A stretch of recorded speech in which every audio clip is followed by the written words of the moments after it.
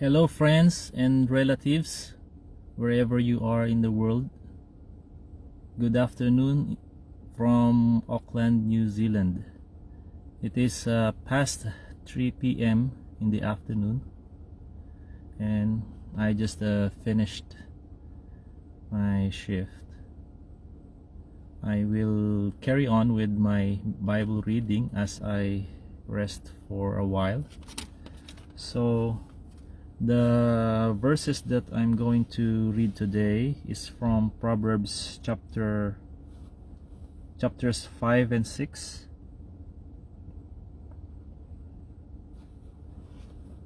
So we start now from Proverbs chapter 5 verses 1 to 23.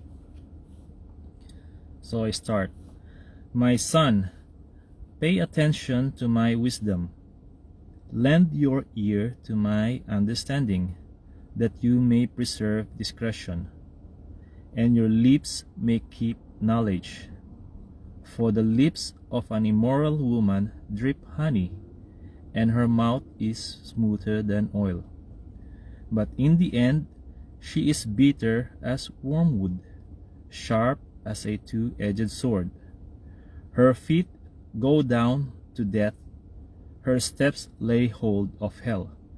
Lest you ponder her path of life, her ways are unstable, you do not know them. Therefore, hear me now, my children, and do not depart from the words of my mouth. Remove your way far from her, and do not go near the door of her house, lest you give your honor to others, and your years to the cruel one. Lest aliens be filled with your wealth, and your labors go to the house of a foreigner, and you mourn at last when your flesh and your body are consumed, and say, how I have hated instruction, and my heart despised correction. I have not obeyed the voice of my teachers, nor inclined my ear to those who instructed me. I was on the verge of total ruin in the midst of the assembly and congregation. Verse 15. Drink water from your own cistern, and running water from your own well. Should your fountains be dispersed abroad, streams of water in the streets, let them be only your own, and not for strangers with you. Let your fountain be blessed, and rejoice with the wife of your youth. As a loving deer and a graceful doe, let her breast satisfy you at all times, and always be enraptured with her love. For why should you, my son, be enraptured by an immoral woman, and be embraced in the arms of a seductress?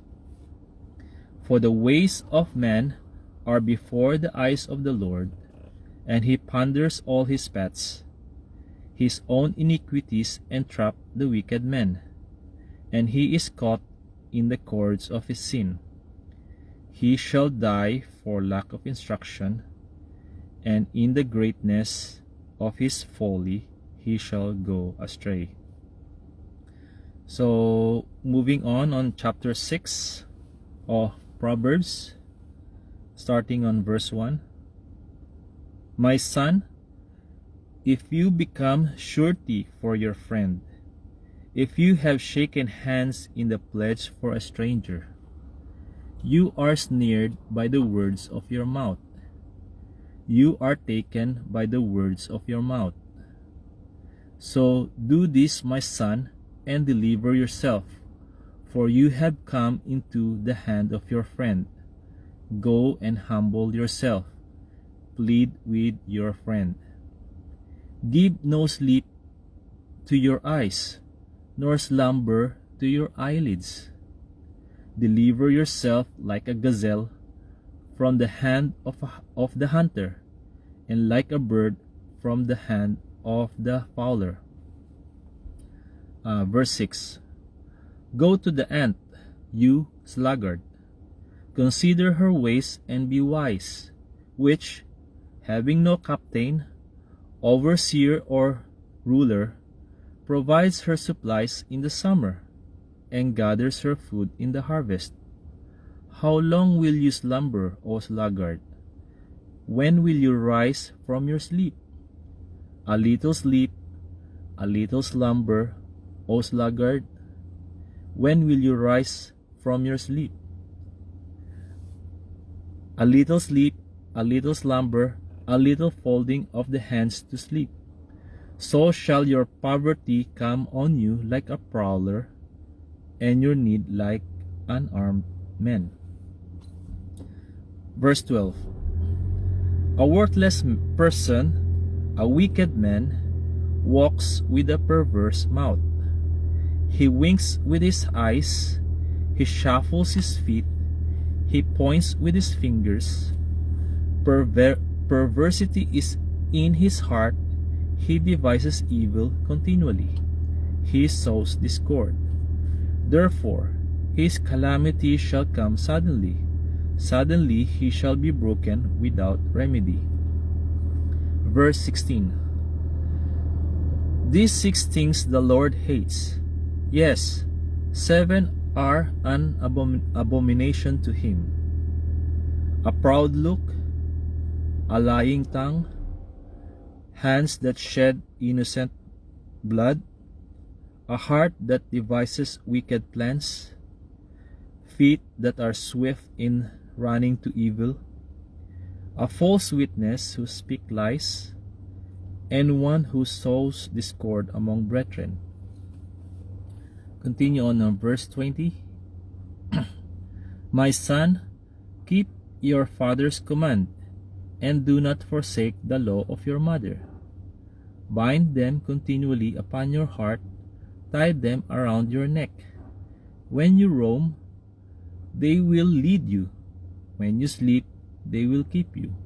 And when you awake, they will speak with you. For the commandment is a lamp, and the law is light, and the law a light. Reproofs of instruction are the way of life, to keep you from the evil woman, from the flattering tongue of a seductress. Do not lust after her beauty in your heart, nor let her allure you with her eyelids. For by means of a harlot, a man is reduced to a crust of bread, and an adulteress will prey upon his precious life. Verse 27. Can a man take fire to his bosom, and his clothes not be burned? Can one walk on hot coals, and his feet not be seared? So is he who goes in to his neighbor's wife. Whoever touches her shall not be innocent. Verse 30.